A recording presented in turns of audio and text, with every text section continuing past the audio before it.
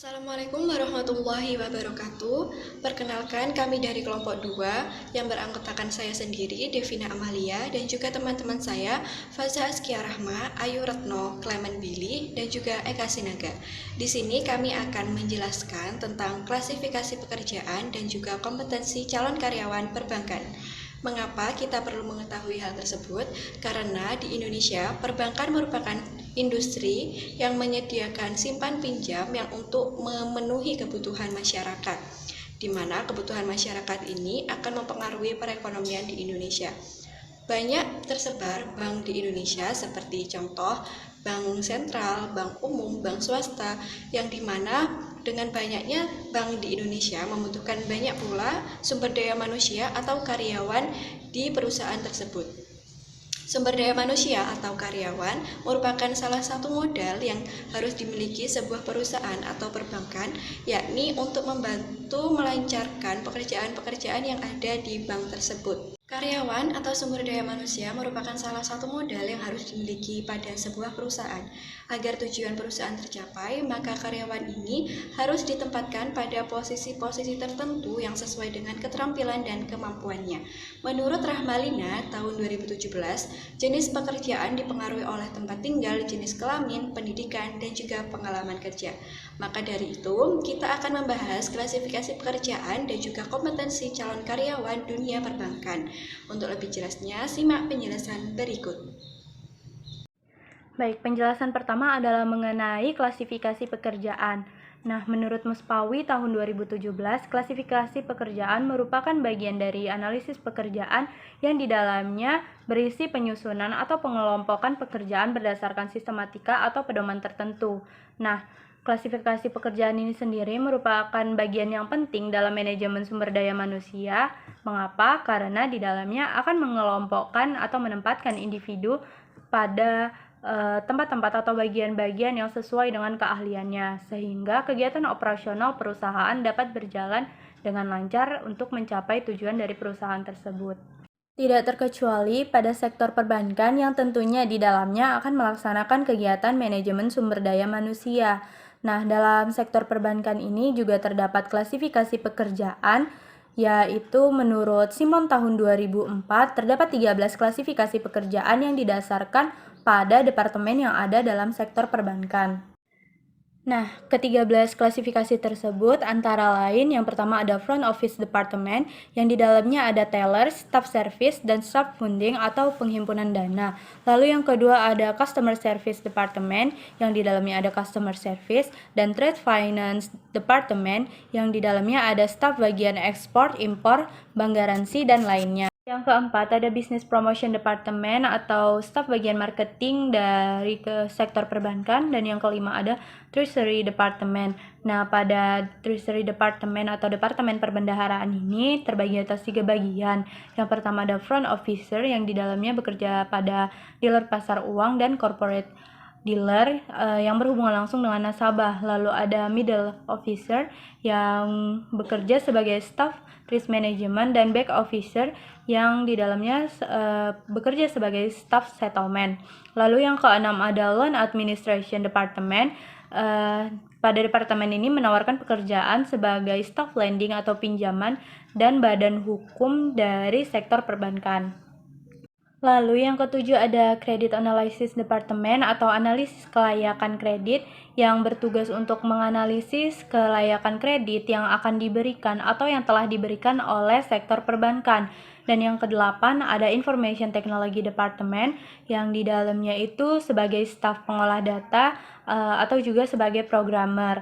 Lalu yang kesembilan ada Personal Department. Nah, ini seperti bagian staf manajemen sumber daya manusianya. Nah, di dalamnya ini nanti ada kegiatan seperti training dan rekrutmen dari staff-staff yang dibutuhkan pada sektor perbankan. Lalu yang ke-10 ada Accounting Department atau staf akuntan. Yang ke-11 ada Corporate Planning Department. Nah, dari tugas Corporate Planning Department ini adalah menjaga bank agar tetap patuh pada peraturan yang ditetapkan oleh Bank Indonesia. Yang ke-12 ada General Affairs Department ya, yang di dalamnya itu menawarkan 2 pekerjaan. Yang pertama ada sebagai staff purchasing atau staff pembelian untuk pengurusan dokumen-dokumen seperti paspor, exit permit, dan kitas. Lalu yang kedua ada staf transportasi yang di dalamnya akan mengurus hal-hal yang berkaitan dengan kendaraan untuk kegiatan operasional dari sektor perbankan itu sendiri. Lalu yang ke-13 ada internal audit department. Nah, departemen ini bertugas untuk memeriksa setiap bagian yang ada dalam sektor perbankan, baik internal maupun eksternal, apakah berjalan dengan sesuai peraturan dari Bank Indonesia atau melaksanakan peraturan dari Bank Indonesia. Baiklah, selanjutnya saya akan menjelaskan bagian kompetensi calon karyawan yang dibutuhkan oleh perbankan. Seperti yang kita ketahui, perkembangan dunia perbankan di Indonesia saat ini telah berkembang cukup pesat, sehingga persaingan di bidang perbankan juga semakin ketat. Banyaknya pihak perbankan yang menginginkan calon karyawan ataupun karyawan mereka sendiri memiliki kemampuan ataupun keahlian yang mereka butuhkan. Oleh karena itu, calon karyawan ataupun karyawan itu sendiri harus memiliki beberapa standar kompetensi yang telah pihak perbankan tentukan. Seperti yang pertama, ada aspek fleksibilitas. Pada aspek ini, karyawan harus memiliki kemampuan untuk melihat perubahan ke depan itu merupakan perubahan yang positif atau menggembirakan, bukan sebuah perubahan yang negatif atau ancaman. Yang selanjutnya, aspek mencari informasi, motivasi, dan kemauan belajar, di mana karyawan harus memiliki rasa antusiasme dalam belajar dan menggali keahlian di bidang teknis dan intrapersonal yang mereka miliki. Yang selanjutnya ada aspek motivasi berprestasi, di mana untuk memenuhi tantangan dalam kompetensi, karyawan harus mampu mendorong motivasi yang ia miliki, serta melakukan perbaikan secara berkelanjutan demi maksimalisasi produktivitasnya. Yang selanjutnya ada aspek motivasi kerja, di mana pada aspek ini, sepanjang berjalannya waktu, pada karyawan tersebut pasti merasakan atau mengalami beberapa hal yang telah mereka lalui. Oleh karena itu, bagaimana mereka bersikap ataupun berpikir dalam menghadapi rasa stres yang mereka hadapi sehingga hasil kerja yang mereka lakukan dapat maksimal atau baik. Selanjutnya ada aspek kolaborasi, di mana karyawan memiliki kemampuan untuk bekerja secara kooperatif di dalam kelompok secara multidisiplin, menaruh harapan positif sesama anggota, dan juga termasuk memiliki keterampilan dalam bekerja secara bersama, serta memiliki pemahaman intrapersonal yang baik. Selanjutnya, ada dimensi yang lain untuk karyawan, di mana karyawan tersebut memiliki rasa, yaitu rasa tanggung jawab setiap karyawan untuk dapat melayani nasabah dengan baik atau maksimal. Seperti yang kita ketahui, perbankan merupakan salah satu perusahaan atau jasa layanan keuangan yang mengedepankan pelayanan ataupun kualitas pelayanan yang prima. Karena tidak dapat dipungkiri kalau pelayanan merupakan salah satu senjata yang ampuh untuk perbankan ataupun pihak perbankan tersebut berdaya saing dengan pihak perbankan yang lain. Beberapa standar atau standar kompetensi yang harus dimiliki oleh calon karyawan yang bekerja di bidang pelayanan seperti jasa customer service officer.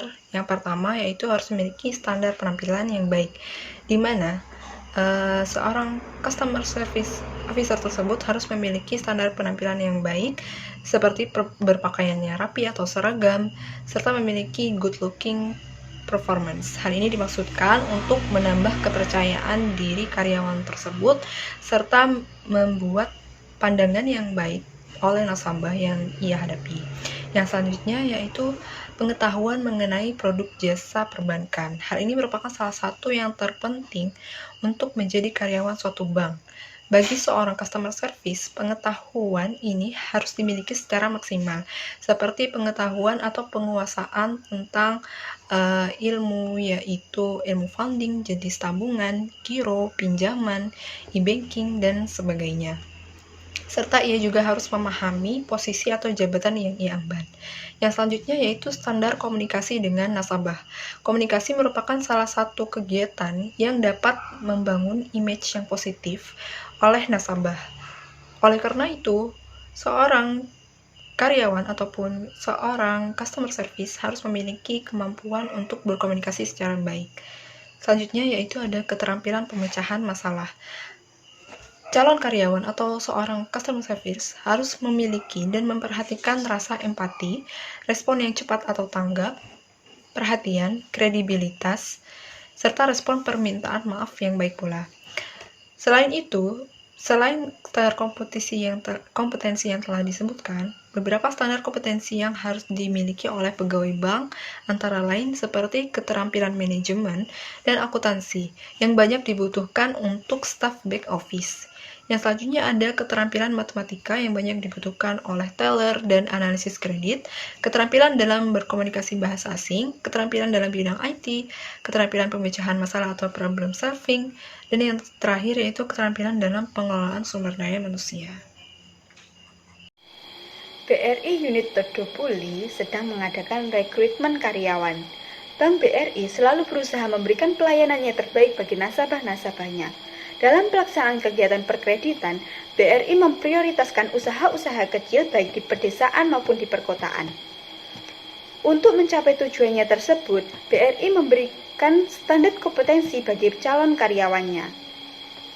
BRI Unit Todopuli tengah membutuhkan orang untuk menjadi seorang mantri, di mana mantri merupakan salah satu karyawan Bank BRI yang bertugas di lapangan untuk mempromosikan produk BRI, menangani masalah kredit, dan mengajak masyarakat untuk bergabung ke pihak BRI. Mantri yang bekerja secara langsung berhadapan dengan masyarakat haruslah memiliki kompetensi yang baik. Kompetensi yang harus dimiliki seorang mantri terbagi menjadi dua, yaitu hard kompetensi dan juga soft kompetensi. Soft kompetensi merupakan kompetensi yang berfokus pada perilaku yang dimiliki seorang mantri, yang terdiri dari integritas, konsistensi, kreativitas, curiosity, safety, dan kontak. Soft kompetensi ini berfungsi untuk melengkapi adanya hard kompetensi, di mana hard kompetensi merupakan technical kompetensi, yaitu kompetensi mantri dalam hal pengetahuan, khususnya pengetahuan umum. Pengetahuan penting bagi mantri saat berhadapan dengan nasabah.